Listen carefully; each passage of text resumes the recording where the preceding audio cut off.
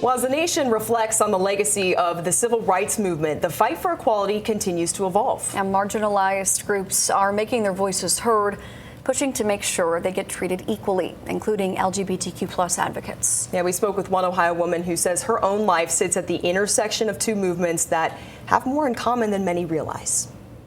I have a dream that one day this nation will rise up. The fight for equality is personal for millions of Americans, including Sheena Barnes. She's Black and she's bisexual, two identities that she advocates for every day. When I walk in the room, I'm Black first. They're going to see my skin. They're going to see my skin tone, my race, before they know my sexual orientation. Barnes made history in 2019 as both the first Black and first openly queer woman elected to the Toledo Board of Education. In her life, she says she's dealt with both racism and homophobia. I'm too Black for this space in the LGBTQ space, and I'm too gay in the Black space.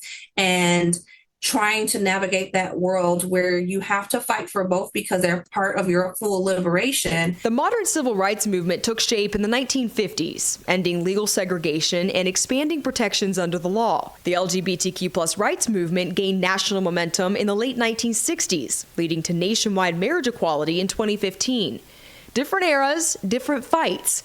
But Barnes says the goal is the same. Martin Luther King Jr. stood for equality. He wanted everyone, regardless of race, gender identity, sexual orientation, to have the freedom to live and thrive together. Historically, to achieve this, she says people protest, they rally, and they show up in court. The Supreme Court's decision, which legalized same-sex marriage, drew directly from another case that struck down bans on interracial marriage. And Black LGBTQ leaders have long been central to both movements. From Bayard Rustin, a Black gay man who helped organize the March on Washington, to Marsha P. Johnson, a Black transgender woman who helped spark the 1969 Stonewall Uprising. But Barnes says while progress has been made, discrimination hasn't disappeared. It's shifted. When you're looking at what's happening right now, especially in Ohio and other states, red states, they're attacking our trans siblings because it's easy. It's an easy target. According to national tracking groups, hundreds of anti-transgender bills have been introduced across the country in recent years. Advocates also report Black transgender women face disproportionately high rates of violence in the U.S. At the Ohio Civil Rights Commission, Executive Director Angela Phelps White says protections matter because they make people feel valued. We should be able to live the way we want to live. We need to be able to live where we want to live, how we want to live.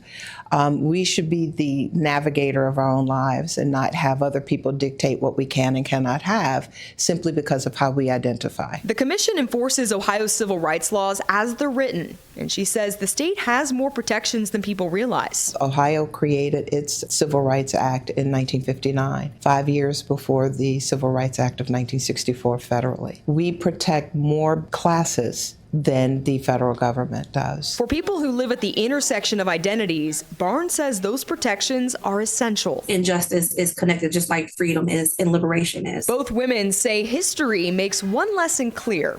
Lasting change happens when movements learn from one another. This is what democracy looks like. And when people stand together. And this is why we need accomplices for the movement of true equality for all and liberation for all.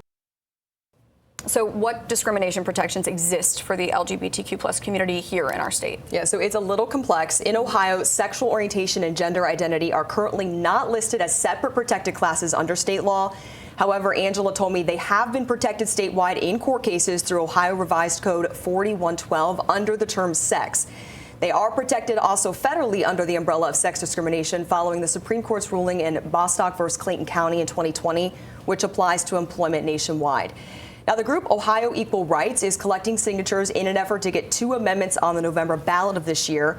One to get rid of the ban on same-sex marriage in the Ohio Constitution, the other to advance discrimination protections, which would include sexual orientation and gender identity as separate protected classes. And you spoke with the executive director of the Ohio Civil Rights Commission. Did they say how many complaints they get each year and what they're typically for? Yeah, so they've actually increased over the past couple of years in terms of the discrimination complaints. Right now, they get about 8,000 discrimination complaints each year. Most involve employment, housing, and public accommodations.